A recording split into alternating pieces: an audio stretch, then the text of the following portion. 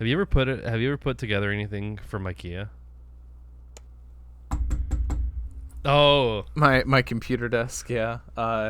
We actually have a lot of IKEA stuff. My computer desk, my shelf I have right here with uh my books and stuff. We have a couple Calyx shelves. oh yeah. I think I've got. Our bed Yeah, you can't really see them. Oh, your bed, nice. and Yeah. my wardrobe, and I think hers too. So yeah, we have quite a bit of Shit. IKEA Oh stuff. damn. Yeah.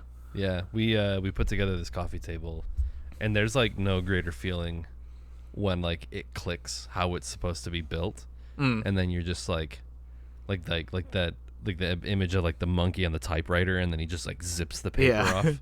That was me, just like, and then oh no, these screws go here, and then because like, when you get it, it's just like disparate parts and screws, Yeah. and then as soon as like you figure out like the mechanics of it, it's like they're very cleverly designed. But Yeah. as soon as I figured it out, I was like, oh yeah, I know exactly how this goes now. It's very satisfying. Yeah, I've done so many IKEA builds that like I skip right past that part. I'm like immediately like, yep, all right, yep. Yeah, here's the wooden dolls. Yep, they go here, yeah. Yep. And Yeah, we got some we have like 4 Billy bookshelves, oh yeah. which those are like their standard. Like I That's- think Billy's just I like the think that's- line of them. I think that's the one that I have. Yeah. Yeah, cuz they have like the main names and then like just like sub Yeah. names. I actually one of the you can't really see it, but well, kind of. It's got some of those like posters on it up there. That's one of my Calyxes. Those are Yeah. like the shelves for like board games. Anytime you see Yeah. like a board game, people post their like board game collections in Yeah. like some groups that everybody has Calyx shelves. Oh yeah. Yeah, I think I have like some of the hanging ones, and I put like my like the Japanese import Earthbound figures that I got like years ago. I put those in there, and like, yeah, they're nice little displays. Yeah. Yeah.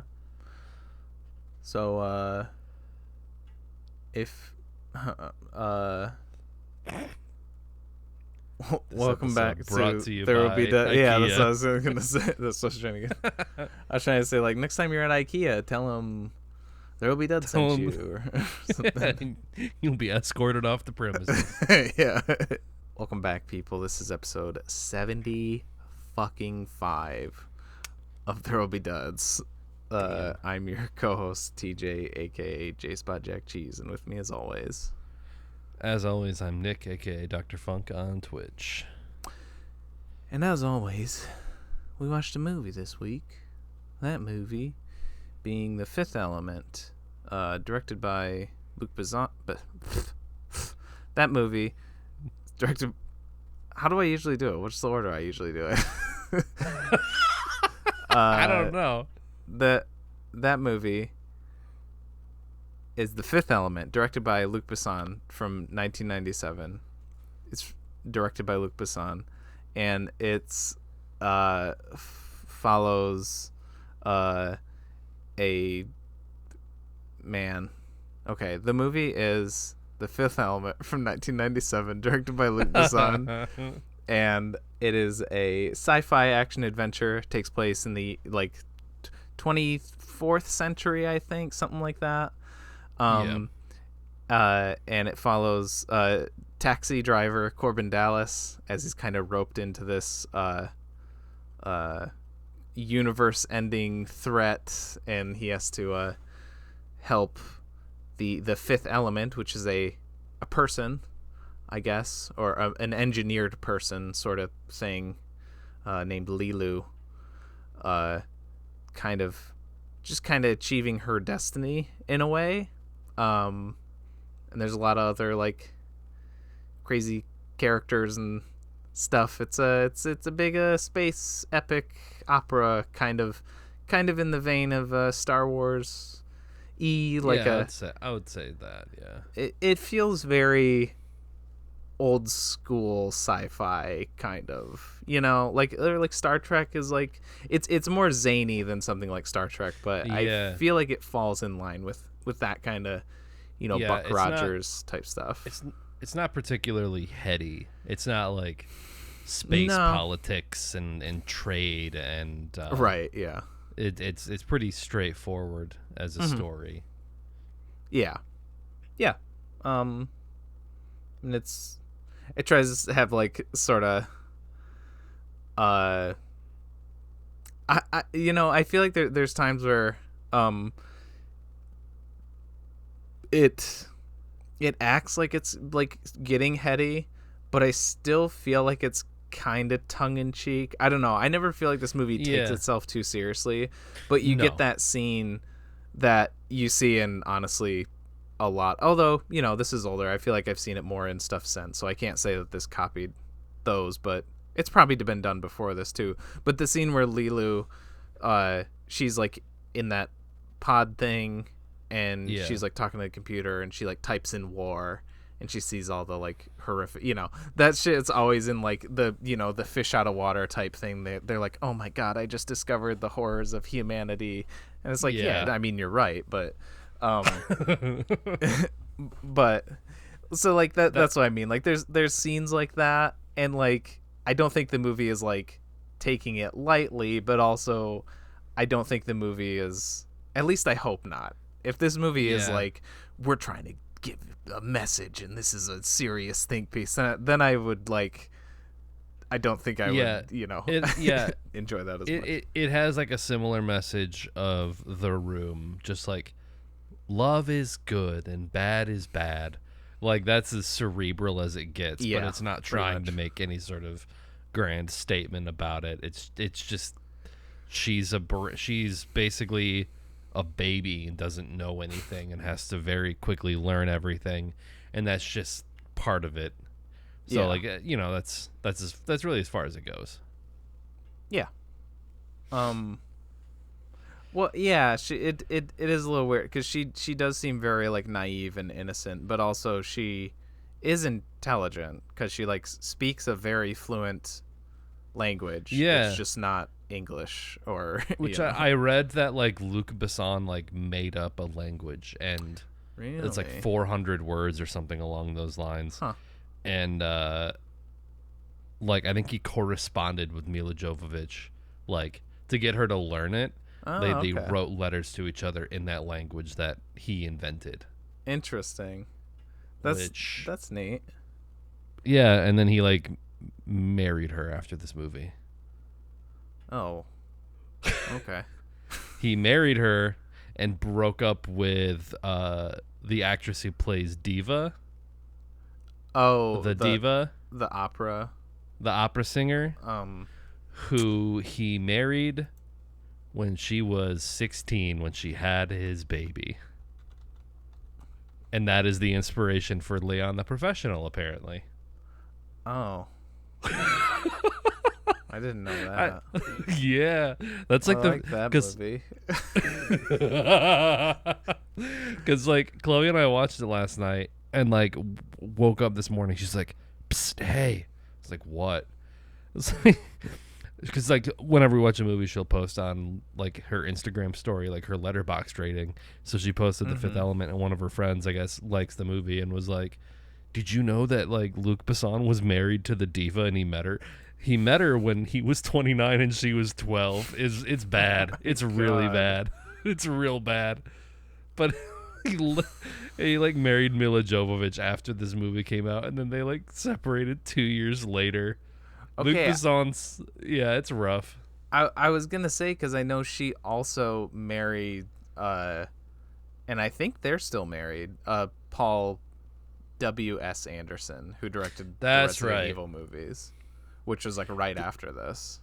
That's right. No, because I remember there's a Red Letter Media video. I think it's like "Fuck You, It's January," where they're like, "There's another Resident Evil movie," which is just a way to keep the director's wife employed. and it's like, oh, okay, well that makes sense then. Damn. But anyway, it was funny because Chloe was like, "Oh, she's wearing the same outfit that she wore in Run Lola Run." I was like, "That's a different actress." Yeah. Right. Yeah. But it's like sort of androgynous woman with red hair. Oh, okay, I can see it. Yeah. I I totally get that. Like I see I think Run Lola Run is kind of like flashed in my head too, and also the kind of like energetic sort of very like 90s kind of soundtrack. Yeah. Which soundtrack Very of was its time. Yeah, definitely. There it went and it came and went for me, my enjoying of the soundtrack. Because there was some that I really liked, some that I fucking hated. But there was some like early on, it felt very Metroid Prime. There were some songs that felt like that. Very like that. But then I don't know if I wrote down exactly what, but there were some songs here and there that I hated. I thought were awful. What did you think of Chris Tucker's character? I like Ruby Rod. I know he's one of those characters that like he is known as like even fans of this movie will say like except for Ruby Rod, or like he's like the Jar Jar Binks almost. I really liked Ruby Rod. I thought it was I like him I too. thought it was a very fun and dynamic way of like telling the story and kind of moving things along. And I thought Chris Tucker was crazy. Like I don't know. I really liked his, like, I don't know. You see a lot of like stuff now where like it's like, oh, well, I mean, we were talking about Don't Worry Darling, we were talking about Harry Styles, but it's like, all these like boundary breaking actors, and they're embracing their feminine side, and they're wearing high heels and dresses. And it's like Chris Tucker was in Rush Hour, and in this he's like dressing. Friday. He was in Friday too. Like, I haven't seen Friday. Is he like sort of similarly like flamboyant in that? Oh, I thought you were just saying like kind of contrasting the sort. Well, no, because Friday is like two dudes who like live in the hood and they're I was saying like contrasting with the femininity of his character in this. Or that that's kind of what I was going for. But it's like Chris Tucker is like wearing like the fashion choices in this movie. I don't know. It's like it's just because people don't know about other things, they're like, this guy's breaking boundaries. It's like, nah, Chris Tucker did that in 1997. Yeah. I don't know. Yeah. I liked it a lot. I like this character. I have a show to run here, and it must pop, pop, pop. So tomorrow from 5 to 7, will you please act like you have more than a 2-word vocabulary? It must be green, okay? Okay? Can I talk to you for a second? Can I just talk to you? I didn't come here to play Pumbaa on the radio. So tomorrow from 5 to 7, you're gonna give yourself a hand. Green? Yeah, I do too. I'm a Ruby Rod and Chris Tucker defender, because it's the same thing with Rush Hour. I think that like, I don't know. I think Chris Tucker is just one of those people who is just very grating for certain people, and I enjoy his presence usually. I like his I like the energy that he brings to stuff. He always plays like sort of yappy, talkative like characters. Like he's in Jackie Brown pretty briefly, and he's like a guy that Samuel L. Jackson like bails out of jail. And as soon as he gets to his apartment, like he's basically like, I gotta kill this guy because he talks too much. And like he shows up, and it's Chris Tucker. He's doing his like, oh yeah, man, I got out of bail and like I came here and he's like, come on, we gotta go do something. He's like, man, I just got home and I don't know about it. And it's just like he's just going and going and going and going. That's funny. I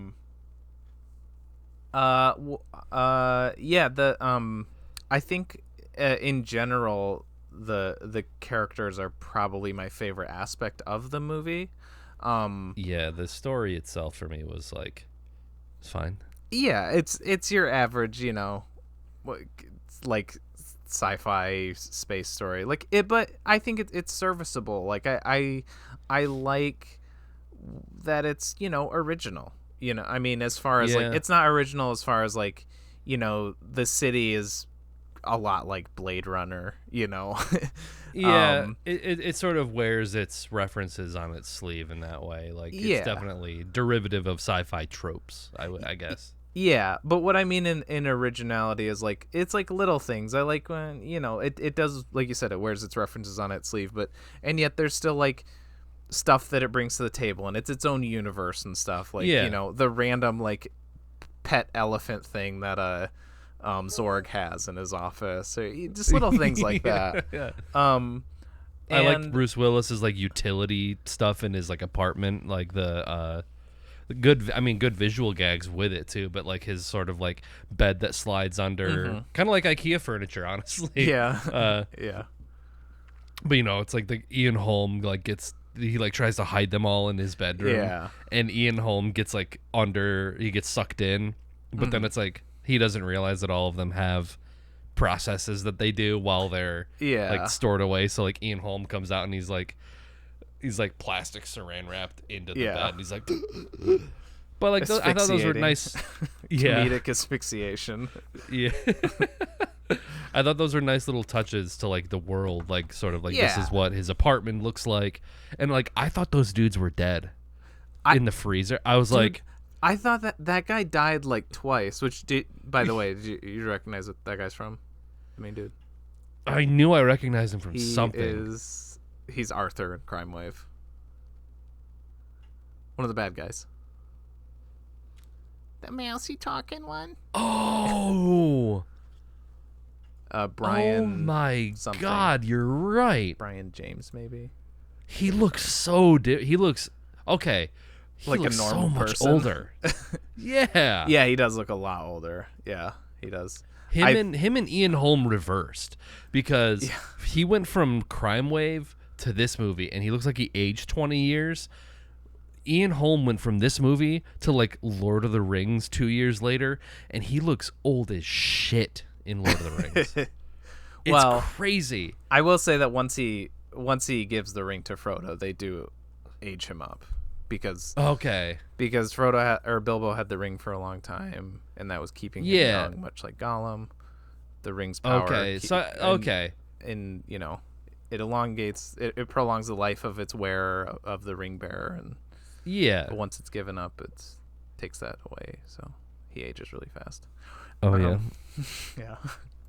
This is a podcast within a podcast where we talk about Lord of the Rings. And hell yeah, I'll do that every episode. Okay, yeah, sorry, but back to the characters. Yeah, you have Ruby Rod.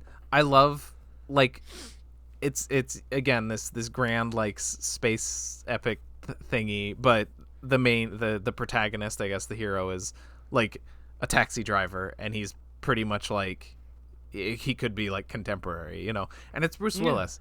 And Bruce Willis of this era is so charming. It's like you watch or like Die Hard. Like he is one of the reasons Die Hard is like one of the best action movies of all time. Pulp Fiction. Oh, Pulp Fiction, sure, yeah. I'm gonna make you watch it. Have you seen Die Hard? No. Okay, all right. I'll trade you. No, but he his character in Pulp Fiction very similar, just kind of like very like smooth, suave, like easy going and easy to talk to, but still kind of like that strong silent type in a lot of other ways. Yeah. You don't mind, do you? No. You sure? Oh, take it. I don't need it.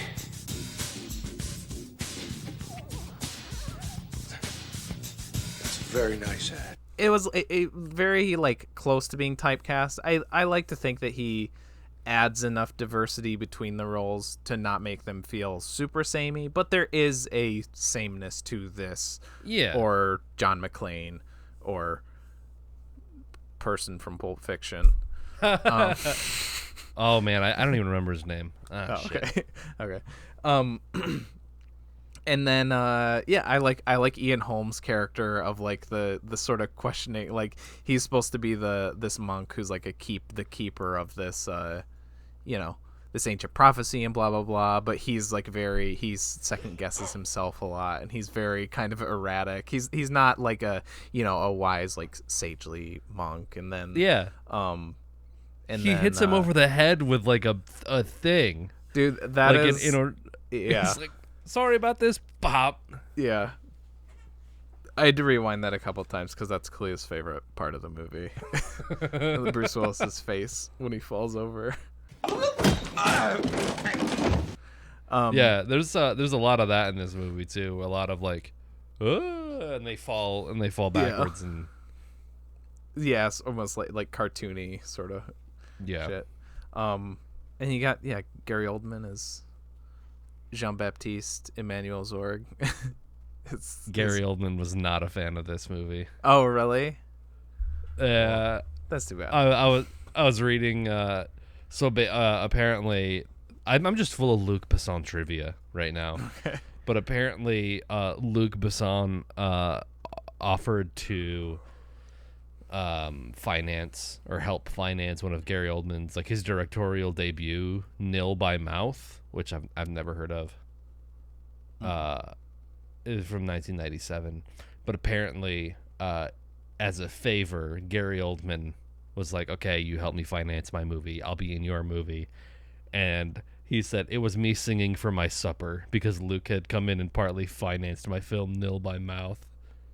Oh, so he's like, all right, I'll finance your movie, but also you got to be a inexplicably Southern accent, like, weird dude in my movie with like half a plastic bowl on your head. Yeah, he's so good. I mean, in this his movie. character was fun. I Yeah. enjoyed it. I enjoyed his character, but apparently Gary Oldman was like, "Come on, man." He's like, "This is me phoning it in." Yeah. Or maybe they Doctor Strange loved him, and Luc Besson was like, "All right, yeah, like we got the take, but what if we did it in a Southern accent?" He's like, "All right," and then that's how the rest of the movie went. Damn. Yeah, that's interesting because I wonder, like, what happened. Like, maybe it was just the movie itself, because Gary Oldman's the villain in Leon the Professional too, and God, he's fucking awesome in that movie. And maybe because that was maybe more, he just like, didn't like grounded. the character. Yeah, maybe it could be. Yeah, what's his character like in Leon? Is it more of like a traditional, like? Well, yeah, Leon the bad Professional guy? is like it's not like a Leon the Professional is Feature. way more of like a serious movie. But he's still like a psychopath in that movie. Okay, But okay. I guess a more muted psychopath. He doesn't have like a Southern accent and stuff like that, and like crazy hair or whatever. I even wrote a note when those guys were like frozen in the freezer thing. I said that Bruce Willis was weirdly apathetic to killing 3 military people, including an old friend, and then I added "not dead." What the fuck? Yeah, Because like it seemed like they were dead. And the other thing is, before, it's when Lilu breaks out of her like holding pod, and after he's like, is this thing like, can she break through that? And then the guy's like, it's bulletproof, and he's like, okay. And he goes up to it and he like taps on it and he's talking to her, and she like punches through it, and I'm like, oh, I thought she killed him there too. I thought she like punched a hole in his gut because she punched hard enough to break the glass. And he like falls over, and I'm like, oh shit, that guy's dead. And then he shows up at his apartment. I'm like, what? And then same thing. It happens again. He's like frozen, and then he's not. Really weird. Yeah, you got to send him on the mission instead of Bruce Willis. That dude's indestructible. Yeah, really. Yeah. And then there's like another scene where Bruce Willis offers him a cigarette, and then he shuts the thing in his hand, and he goes, "Oh, oh, yeah, yeah." Wow, like, I did appreciate, like, mostly, like, production design. Like I said, like, how they were, like, doing its own sort of thing. I felt like almost all of the movie was, like, similar interior sets. Like, there didn't seem to be too much diversity between, like, from scene to scene, other than the stuff at the pyramid, like the beginning and the ending of the movie. Yeah, I would agree. Like, I really wish there was more, like, just something like on location, or just something you hardly ever really, if at all, like, went outside, other than the pyramid stuff. Yeah, like when he won he won the special trip to, like, whatever the party planet, Floston Paradise. Yeah, is what it's called. I was like, oh, okay, they're gonna go on location, because they're talking about, like, the boat, you'll be able to, there's like all these beaches and there's pools, and then at a certain time the boat goes up so you have a better view. And I thought they were like gonna be on location on a beach Me too. somewhere outside, and it was just like, oh, it's just another like interior set. Like, I mean, the sets weren't bad. Yeah, But that's I was like, what is I'm this where the movie's gonna end? Like, it's done here, which like they do go to Egypt at the very very very end, but it's like it was really like two locations. It was like the city, and then which is like the these ship. plain like one color backgrounds and Yeah. It's like you saw like the president's spacecraft. Yeah. You saw Gary Oldman's little lair. Mm-hmm. You saw his apartment, and like that's really kind of it. Yeah. I had the same thought process about going to Fluston Paradise because I'd seen this movie before, but it had been a while, and I was like, okay, I know when they go there, that's where they see the Diva Plava Laguna, and I think that's what it is. And Yeah, it is. I was like, okay, I remember that scene pretty clearly. I'm like, but when they go there, they do go to a planet, right? And then they just they're like in this thing going there, and it's just it's like the spaceship from Wall-E, and it's it's like flying away from the planet. I'm like, why is this even at a planet? Why is this not just like around Earth? Yeah, I mean, I guess it is kind of like a cruise. Like you get on a boat, and it's like you're in the ocean, and it's like, it's like you visited Italy in a sense that like you were on a boat and went by the coast. But just unless you actually touch down, but it's like it's like you looked at a picture of Italy. It's the same thing. Yeah, just have a scene of them arriving and like film it just like on an actual like a cruise ship on the ocean, you know? Just like something like outside, and it could just be the ocean, and you could be like, this whole planet is an ocean. Whoa. And it's like that's all you need, you know? Just have a little scene of them like arriving, and I don't know. Just it just would have been nice to have like a little bit more variety to that stuff. and I think that's partially why like I'm pretty lukewarm about this movie. I think the characters are like the best part, but I think that might be part of it. Is like I definitely had like this movie built up in my mind that this is like a classic. This is one of like the classic sci-fi. You know, Luc Besson is this auteur director. It's a classic sci-fi, classic Bruce Willis, and I mean, I would say for the most part, a lot of that's pretty true. But I think I went into it with way higher expectations, and I thought it was going to be like planet jumping, like we're going to see like a lot of exotic locations, and it was going to be like more, I guess, traditional sci-fi in that way, and it just kind of wasn't. Yeah. I feel like maybe I kind of had the same idea when I first watched it. I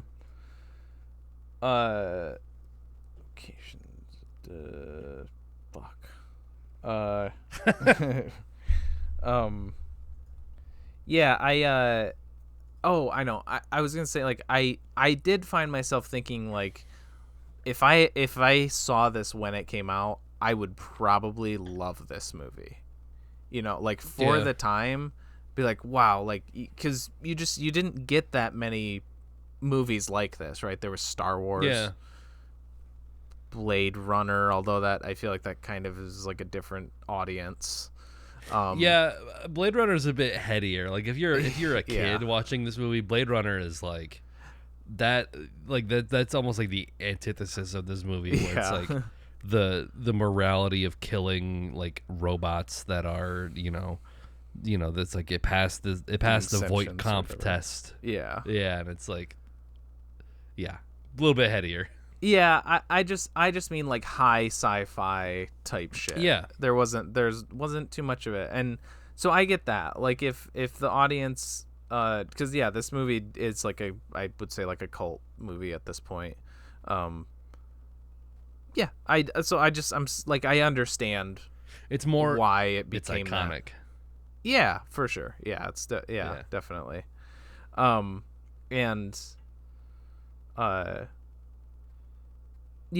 just think like nowadays you're more like these are more like dime a dozen sort of thing.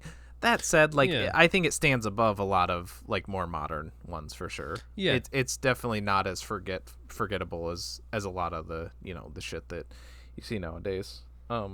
Yeah, and I do think it is because of those characters. Because Yeah. I think a lot of the times, I feel like in those like kind of sci-fi cash-ins, it's like they spend all their budget on making these fantastical worlds and aliens, and like the characters are a secondary thought. Yeah, yeah, yeah, and it's it's kind of a like fun cutesy sort of thing. Like I said, it's very like simple, but all like love is the fifth element, and Yeah.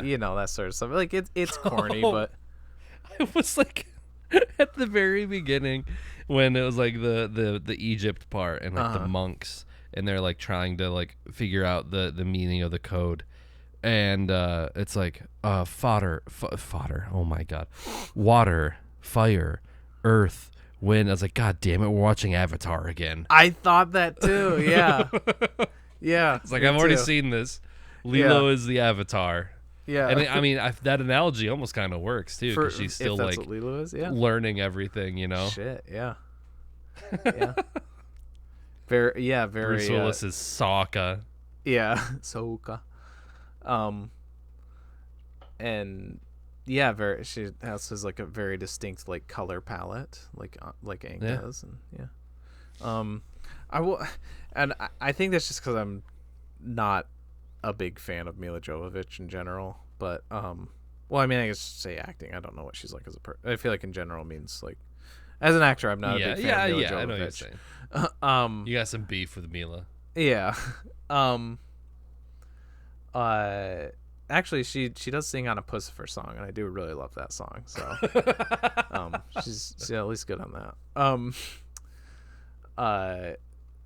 But yeah, Lilu's like the one that doesn't fully sort of click with me, I guess, as far as the characters go. Like, she's more of like a plot device to me. Yeah. I guess she's the weak link of those, of like the main cast to me. Yeah.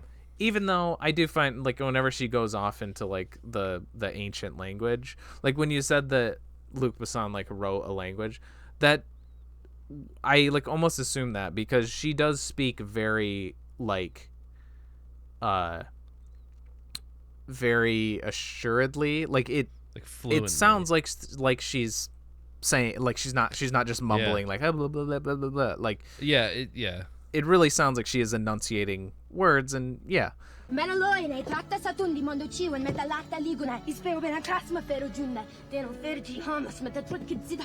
So, props on that. It could just be the whole like dumb baby trope character too, that like I need to learn how to, Yeah. how to be a human and love and stuff. And yeah, she still has moments that I like. I still like, I still like multipass. I like that part and stuff. And Yeah, that's pretty good. Lilu Dallas Multipass. Yeah. Multipass. Multipass. You know this is multipass. Lilu Dallas, my wife. We're newlyweds. Just met. You know how it is. Bump into each other, sparks happen. Yeah, she knows it's a multipass. Yeah, anyway, we're in love. yeah. Yeah, Bruce Willis is just like, yeah, I'm gonna smash. Yeah. It's like, Yeah. oh, Yeah. I laughed. I think I got a pretty hearty laugh when she's like, I've gone through the alphabet. I'm at V. She's like violence, and he's like, oh, there's a lot of other good V words though, like valiant and very beautiful. It's like, you dumbass, you idiot. It's like,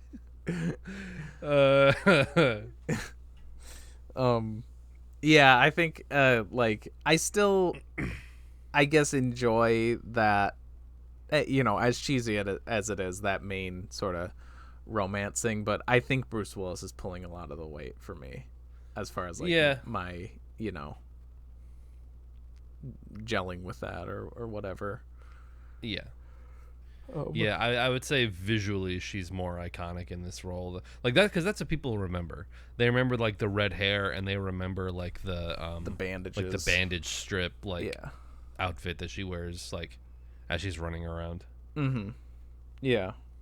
Which I thought I was surprised. I thought she had that on, maybe because that is again like what you see when you see this movie. I thought she had that just like the bandages on for more of the movie. Yeah. But yeah. We want to do Yeah, scores? good. Yeah. Okay. Yeah. Okay. I can go first. I feel like you've gone first the last few times. Yeah. I'm sitting at a 6. It's pretty strong 6. Okay. Didn't love it, didn't blow me away. I thought it was fun. I think, maybe a little too simple of a sci-fi for me.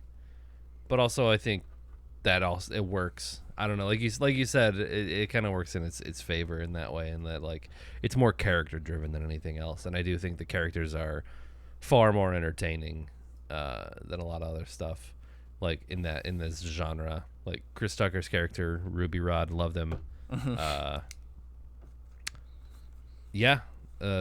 Pretty strong 6 for me.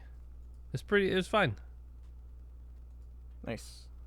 Yeah, I'm right about there. I put 6.5, so right in the same ballpark. Because you watched it in Super Bit. What is it? You watched it in Super Bit. Yeah, so I had higher quality than Blu-ray, so I got to enjoy it that half point more. Yeah, no, I don't know. Maybe a little bit of that was like, I don't have like a ton of nostalgia tied to this movie, but I did watch it a couple times when I was younger. So, but like even then, I wasn't like over the moon about it. But and maybe it's kind of because it harkens back to that the more innocent time of cinema, and just stuff felt more like genuine. Yeah. But yeah. Pretty much everything else you said. I like that they still use phone books in the future. that was a funny thing. What part did they use the phone book at? I might have missed that. Bruce Willis mentions it might be when they're trying to get in contact with Zorg, maybe, and he just says like, I'll look him up in the phone book or something. Oh. He like mentions it offhandedly. You don't see him actually like flipping through it or whatever, but okay. Yeah. Yeah, that is funny. Phone books are such an antiquated. Like, Yeah. I remember phone book. Like that's how I checked movie times. Was a phone book. Damn. Or like use a calling the newspaper. place. Yeah, Okay. calling the movie theater to listen to the automated thing to hear the Yeah. movie times. I would do that. Yep. Okay. Speaking of antiquated, here's an ad break. But yeah, are we back? Yeah, I'm thinking we're back. Well, did we want to say anything about Great British Bake Off? That's who I wanted. I to could say, win. I mean, what's that? I guess said yeah. it's who I wanted to Spoilers win. for Great British Bake Off. Yeah. You wanted Shabira to win. Yeah. After Yanush. No, I Shabira for a while. I think I don't. Okay. The other one was I mean, I really liked Sandro too. Yeah. Abdul was the one. Like if my top 3 would have been Sandro, Yanush, and Shabira. Yeah. Abdul was like, he was always just like hanging on to me. And like he Yeah. always like the last few, I feel like he should have been like Yeah, he kind of he barely got by. It seemed like, yeah. But then he started like really pulling through the last few episodes, and but I feel like going into that ending, Shabira had such a strong lead that she would have had to really fuck it up to not like get it. I was pretty sure. I was like, it's either going to be like Yanush or Shabira. I feel like those two were like the top 2. Sandro, it seemed like he was a lot of style, and I think his substance was lacking. It seemed like he had these really lofty, ambitious things, and like they either didn't work out, or like they tasted good and didn't look good, or like they looked good and they didn't taste. He seemed all over the place. But like Shabira, pretty much from the beginning was like she Just was pro. good, just really good. Yeah. She got Star Baker like 3 times in a row before like leading up to this, which is insane. Yeah. I definitely think she deserved it the most. I just mean like I just liked Sandro too. Like Oh yeah, but- no, he was a himbo. His whole persona for sure. and just Yeah. like very smooth and like funny, but like also like he's flirting with you a little bit as he's talking to you, kind of. Yeah. You know. Yeah, just a Yeah. very natural. I would say this season they were more charming, but it didn't seem as competitive. Like last season when it was like Giuseppe, Christelle, Chigs, and like Jurgen, Yeah. it was like we were invested in like, and like when Giuseppe won last year, we were like almost on the verge of tears, just like yes, like I thought he deserved it so much, and like Shabira deserved it, and like but again this season was like, other than like a few people, like everyone was like generally pretty likable too. Where usually like when we watch like the first couple episodes, there's like don't like that guy. I mean Carol and the Boris Johnson lady were like, eh. Yeah, I didn't like either of them. And then I didn't like he reminded me of Chris O'Dowd, which I like Chris O'Dowd, but he was one like of the Scottish guys. Yeah. Were there, okay, I really like there was Chris O'Dowd, and then the other one we called him Ewan Bremner because he reminds us a lot of Ewan Bremner. Who you know from Train Spotting, not Ewan McGregor, but yeah. Really skinny. He's not. No, he's God, I should know his name from Train Spotting. Spud. That's his name in Train Spotting.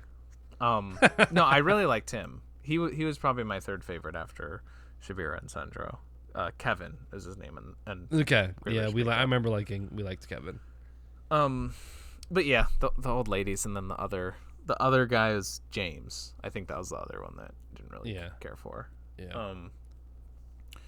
But yeah, I would agree. It was more like Shabira's show to lose for a while, pretty much. Yeah.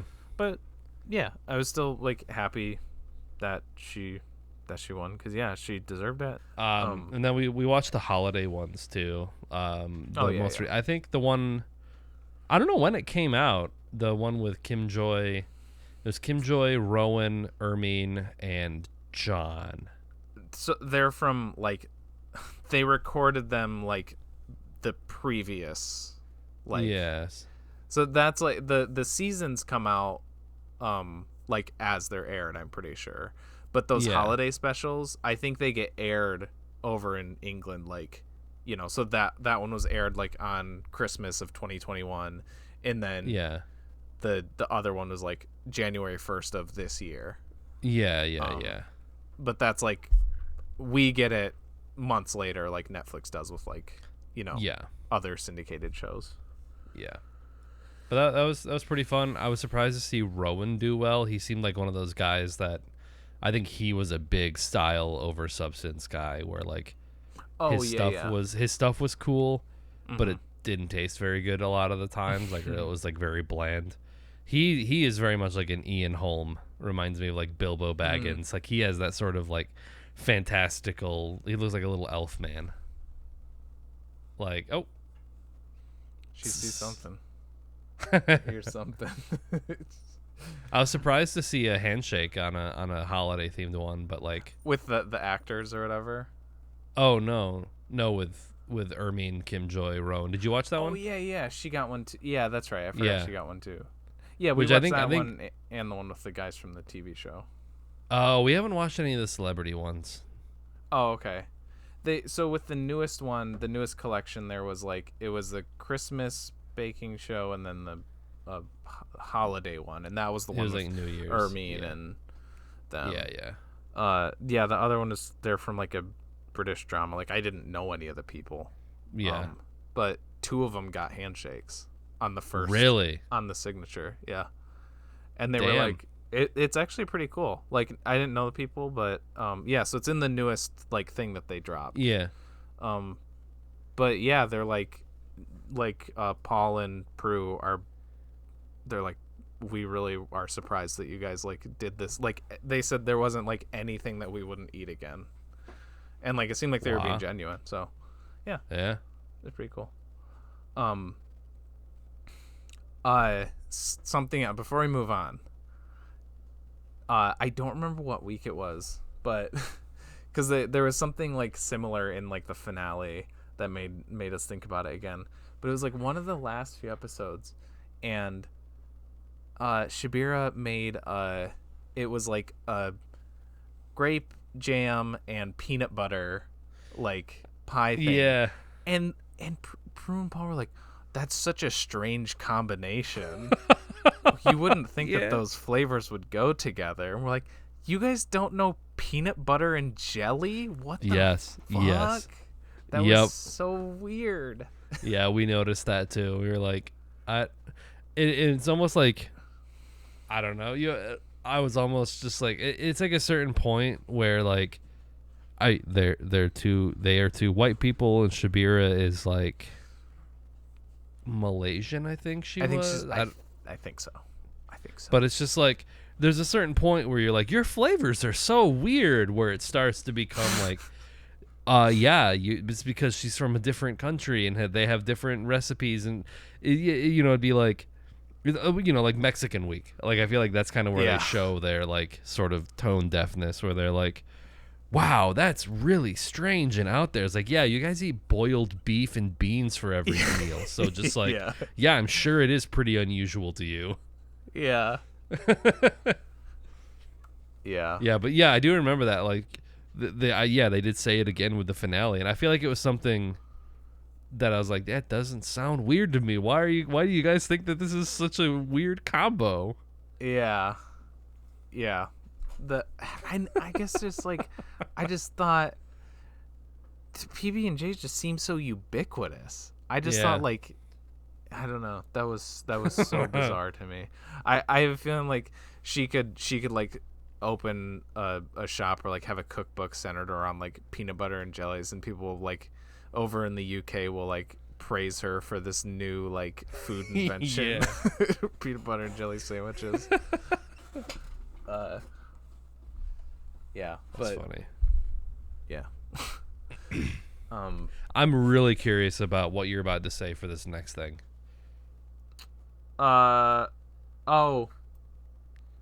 Because this has been the talk of the town online. Well, it'll have to get pushed off to next week because I should change. I forgot to delete that, I guess. Because I should just change it to how much Walmart sucks shit. Because I went there twice. Really? Launch day and yesterday, like in the morning, and they did not have it. And it wasn't that they were sold out or anything. They just don't have it. And it's like, how do you fuck up the launch of arguably like game. The biggest selling like game franchise? Like, how do you fuck that up? So, and I actually went in there like earlier this week, and I was like, can I reserve a copy? And they were like, yes, but that's just online. So if you reserve a copy through us, you'll get it in the mail. You don't like show up to the store or whatever. So you won't get it on like the day it comes out. And I was like, oh, okay. I was like, well, I want to get it when it comes out. So I guess I won't reserve it and I'll just show up. And now I'm like, I should have just reserved it. So I ended up just ordering it on Amazon because I can get it in by Monday. So yeah, I'll get it on Monday. But yes, I have heard a lot about the I don't know if we said what we're talking about, if it's not obvious, but Pokemon Scarlet and Violet. Yeah, I like a Pokemon, and yeah, I've been blue-balled on getting the new release, but yes, it is coming. So I will have played it by the next episode. But yeah, apparently there's a lot of marred by a lot of like frame rate issues, and I saw a video. I'll see so- how like common it is before I just, because I think I'm a lot more, that shit doesn't bother me as much if it's just like once in a while. Yeah. You know, assuming that they're gonna patch it right eventually, hopefully. Right. Yeah, but because I saw a video on Twitter where like I think someone was like going to catch a Psyduck, and the I've probably Pokeball seen was the just same like, video. and it just, and then it like just really really bad like stutters and like frame rate skips and just huge technical issues. But again, Yeah. these are also gamers on Twitter, Yeah. so Yeah, that's the thing, is like video gamers, that like that happens once in a game and people like flip out. So I'm like, Yeah. if this is just gonna happen, like, I don't know, there is a limit where it's like, okay, this is a bit much for a AAA game, right? But yeah, to me, I can handle shit like that, like every now and then. Yeah. Or like I've been playing new Pokemon Snap a lot on my Switch. And that I'll notice like a lot of times if there's like a Pokemon like flying above you, its shadow does not track well at all. It's like here. yeah. The Pokemon moves fine, but the shadow shit, and I'm just like, oh well. Yeah, I mean it's like Breath of the Wild, like that initial opening cinematic when you kind of run up the hill and like get your first glimpse of like the landscape. Mm-hmm. Like I think the grass texture in that game causes it to like kind of stutter in its frame rate. Oh, okay. And like I think that's pretty common in video games. Like grass is like a big like CPU hog, like to animate all the individual little blades. So it's like I'm more forgiving of that. I think people are surprised by the Pokemon game just because I think Nintendo is known to like release, you know, finished games that don't need to be patched on day one. Yeah. So the fact that like one of their games came out and it's like kind of an issue is like very surprising because it's like you get, you know, your Cyberpunks, you get your Call of Duties, you get your Assassin's Creed, all these games that like, I don't know, it's a very vicious cycle where it's like pre-order this game and then it's like they release it on day one and it's just like it has game breaking glitches everywhere because like they rush to release it, but it's Yeah. like you keep rewarding these studios by pre-ordering them, which causes them to rush them and make them like, you know, making a new one every year, and it's unsustainable. And it's just like they release these buggy pieces of shit. But Nintendo is very good at like releasing finished, Usually, polished games, and then it's like Smash Bros. Like those games get updates, but it's because they add new characters and like I think they patch certain moves. Smash Bros. Is one of those weird games where it's like Nintendo kind of pays attention to the competitive community, but doesn't really like take into consideration They don't what make they it say. Yeah. Yeah, they're not like The oh, forefront but of their concern. Yeah. So yeah, I don't know. Yeah, I'll be curious what you think of it because a lot of people were saying there needs to be like a more powerful Switch, but then other people were like there are open world games like Xenoblade and Breath of the Wild that run fine, and they're saying that it was like a Game Freak issue where like they didn't properly optimize the game for the console that they were making it on. I don't know. Yeah, it is. Yeah, I don't think it's a Switch issue because of those same issues. Like I think Breath of the Wild alone, that's the only case that you need with how that game like runs. Yeah, like that's what I mean. Like you do get sometimes here and there you get frame rate dips in Breath of the Wild. But I'm a person who's like, yeah, but like look what it's doing. Like essentially the entire game map is like loaded in or ready to be loaded in at any given time, and it's a gigantic fucking map. So that's what I mean. Like I forgive it for that. I don't think Pokemon Scarlet and Violet is as big as that, but it is their first open world Pokemon game. And I think maybe they just I mean it's not like 100% like absolution because they're fucking video game designers of like again, one of like the biggest franchises in gaming, and they should know better.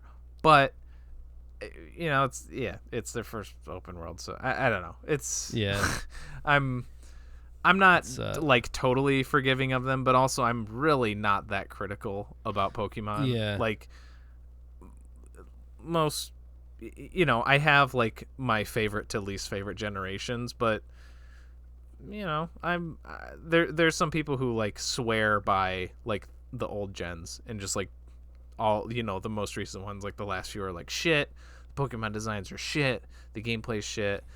They're too easy, and it's like, yeah, they are pretty easy, and like, yeah, it is the same shit that they've done since Red and Blue, but I don't care. Give me more Pokemon. Give me more RPG shit. I don't give a shit. Yeah. But I am really excited to play these because it's open world. It's like you can play. I guess you can. It's like you can even do like gyms in any order you want and stuff. And, so yeah, they're kind of going a lot more for an open-ended, non-linear style with this. So I am pretty optimistic that it'll be pretty cool. It's no Sonic Frontiers. Yeah. Yeah. Yeah. That one seems like a weird one. Yeah. Everything I've seen about that, I'm just like, that seems unnecessary. I don't think Sonic needs an open world game. All right, do we want to hit this weird ass thing? Yeah. I think so. Yeah. So you sent me this randomly the other night. No, I guess not randomly. We talked about it before. About our sort of mutual appreciation for analog horror, which this is. This isn't even like something present. For a second I thought it might have been. Analog. I thought it was something that was done in the present, designed to look like vintage. But no, this is in fact. It feels like that, right? Yeah. Yeah. So I was watching. I had, after we talked about the Local 58 stuff, I think I was editing that episode, and then I was like, oh yeah, I never got around to watching that stuff. So all those are like, you can watch the entire Local 58 stuff in like a half an hour. So I just sat down and like watched them back to back pretty much. Yeah. What did you think of those? They were cool. I'd have to like look at the channel again to really know, but there's You're on the Fastest Route Possible. That one was neat. That one was probably my favorite, like conceptually, and they were all like very creepy. Like even the ones that didn't really have like a scare, I was still watching like very effectively creepy. The one about the moon freaks me out. Which one? Because there's a couple. It's like lunar event or something like that, and it does that the emergency broadcast thing, which even as a kid, I think, like the have you ever experienced that? I think I know what you're talking about. It's like this is a broadcast of the National Weather System. Your county is in a tornado warning area until 9 p.m. Like what kind of one of those things. But it's supposed to be about this like lunar event that was gonna happen. But then it was like someone in the studio was like trying to like get a message out, and it's like, don't look at the moon, and then it would cut, and it would like. That was one of the first ones that I saw, and that one's pretty unsettling. There's a couple. There's another one where it's just like a guy like filming stars, and then he films the moon too. Yeah, but I think that's a different one. But then there's like a really creepy, like the moon looks really like weird and like almost organic. It's weird. Yeah. And then I really like the contingency plan one, which is like that one's neat. Yeah. Yeah. I did like that one is literally just like text, but that one's cool. Yeah. I think I like Fastest Available Route is probably my favorite. And then I think I like Show for Children next. That one's like, is that the animated one? Yeah, I feel really bad for that skeleton, but I don't know. I like that one. That one was like really fucking creepy. Like he like does the like really slow peek over the thing, and then like it ends with him. That's another one that has like the moon as kind of a central sort of thing, Yeah. because it's like there in the background, and then like the last time he's walking, the moon is still in the same position, but it passes in front of the trees that are like in the background. Ooh. It's really weird. It's really subtle. And then when he's on the ground, like in the grave, it's like the moon is peeking over the edge of the grave or what. Like, oh, it's so Yeah. weird. Yeah, and like that whole channel is really good at like sort of embedding images into the background that you almost have to like I think there's one that's like a facial recognition test one. Real sleep. Yeah. Yeah, and it's like it's got like the faces embedded in to the point where it's almost like it's like that thing in video games when they have you adjust your picture quality so it's like the darkness is you can just barely see. That's kind of what it's like. Mm-hmm. But all of that leading up to I was saying like I was watching those, and then in one of those, in the recommended, there was this short film called Possibly in Michigan, and I'm like, hey, I'm in Michigan, so that literally was partly why I clicked on it. But also the thumbnail, if you see it, is it's very eye-catching because there's a very creepy man he's wearing a mask, but the mouth is agape. It's very unsettling, and yeah, it's this short film by this woman named Cecilia Condit, I don't know, and it's from 1983. So yeah, it's actual analog horror. It's this bizarre ass musical comedy yeah, about cannibalism. Yeah, where these people talk like they're like, I don't know, fucking Tommy Wiseau in a Neil Breen movie or something. So weird, but yeah, very. I don't know. It's stuck with me ever since I watched it. There are some very cool effects that she's able to pull off for what sort of looks like, I don't think it was like a student film, but it was like one of those like if you watch all the way to the end, it was like one of those like the city gave her a grant to like make a film or something like that. Yeah. So it was kind of one of those projects. But like the way that she was able to like match the faces with like the decomposing like corpses. Yeah. And like just a lot of like very cool editing tricks that like in 1983 digital editing wasn't really a thing that like, and if it was, it wasn't available to like someone in Cincinnati with a grant from the city to make a short film. Yeah. So it's like a lot of that like analog style editing is like very cool. Like I don't know, I took a bunch of like video art classes in college, and like I think it was called like something jamming, like culture jamming, whatever. There's like a lot of these techniques from like the 80s and 90s, like I think of like the Max Headroom incident, you know what I'm talking about? Yep. Shit like that is what this reminds me of like a very specific movement of like video art and like messing with pieces of technology that weren't meant for like mainstream filmmaking, but you know, you could still make something really interesting with like consumer grade shit. And I think this is it. Yes, it's very silly and bizarre and unsettling and creepy, but I think on a technical level, it's one of the coolest things I've ever seen. Yeah.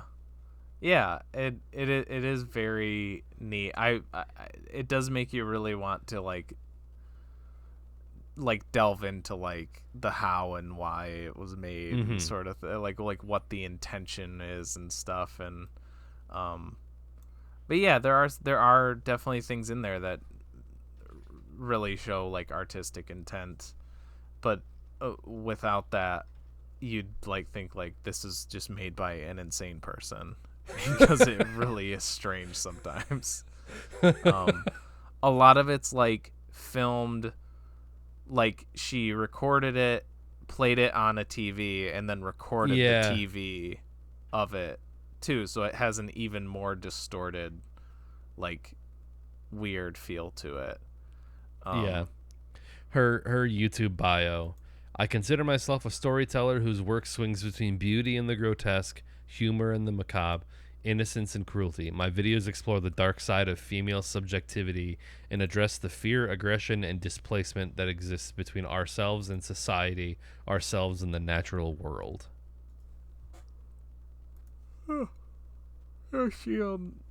She does have a fair amount of short films. She's like makes. She did one in 2021.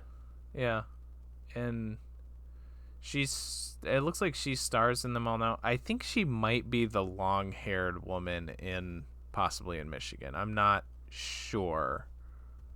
I don't think she's in Possibly in Michigan. You don't think so? Okay. No. God, what a terrifying thumbnail that is. For Possibly in Michigan. Yeah. Yeah. Yeah. Yeah, and like, you know, I think she does like music and at least a handful of the other ones too. So yeah.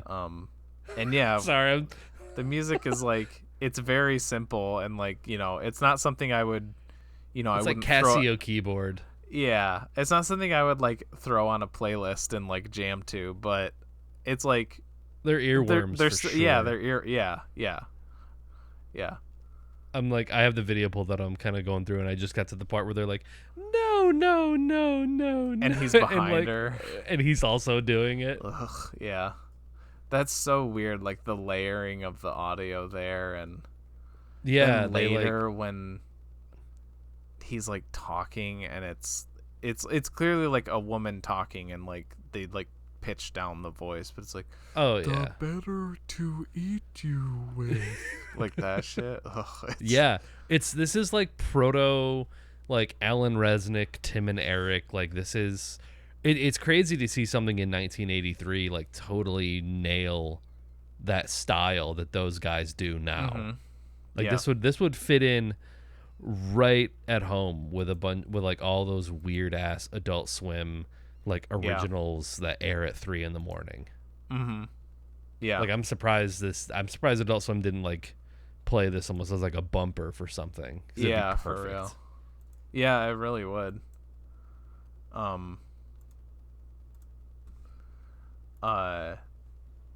Yeah, I skipped around some of her older ones at least, and they also seem Beneath the Skin. I think I skipped around the most, and seems pretty creepy. So yeah, I want to check out her other stuff. It's very fascinating because like she's a person, like there's not a whole lot about her online. She's not like, she never like blew up and you know, made it big at any point. So you know. Yeah, I think when you told me about this, the only reason that like, because if you look at her videos on YouTube, Possibly in Michigan has 7 million views. Everything else is like, there's a couple that have like 100,000, but a lot of them are in the like low 20 to like 15K views. Yeah, you're right. And I think you said it was because of TikTok. Like I think Possibly in Michigan was like, apparently somehow probably one of the weird like musical sequences, or like the idea of the two women turning around and eating their captor or eating them like that. was probably, you know, that was probably a message that really resonated with the youth. Yeah. Well, at least go check out Possibly in Michigan. And possibly you should check out more of her stuff. Yeah. Okay. Next week's movie. We sat on that for a long time. Yeah. Might be able to trim some of that. Yeah. So boom. Yeah. Next week's movie is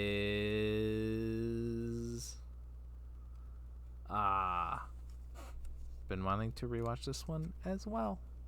From 2012, directed by Thomas Vinterberg. We'll be watching The Hunt. That sounds familiar. It's a Danish movie starring one of my babies, Mads Mikkelsen. Nice. Yeah. Okay. Yeah. Yeah. So yeah, not the. I guess I should say not the one from like last year. That was like an American movie. This is true cinema because it's Danish. Hey, it's on Plex for free.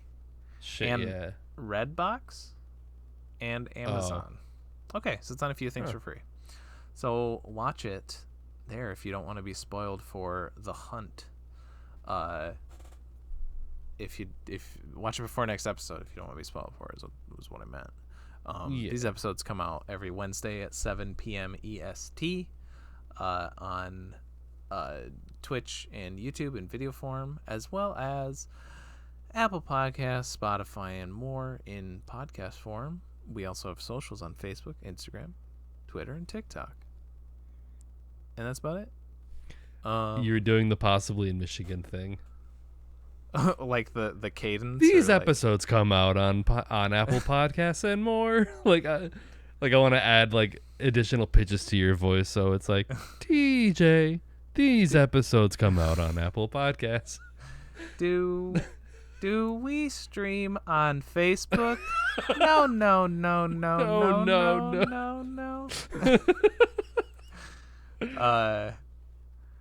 Yeah. Right. And with that, I am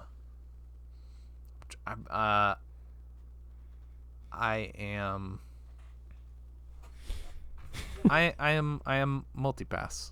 TJ, aka J Spot Jack Cheese, and with me as always. As always, I am understanding the words that are coming out of my mouth. That's a different movie. Yeah, but Chris Tucker's my favorite part of this movie, so I'm Nick, Hell aka Dr. Funk on Twitch. All right, peace out. Bye.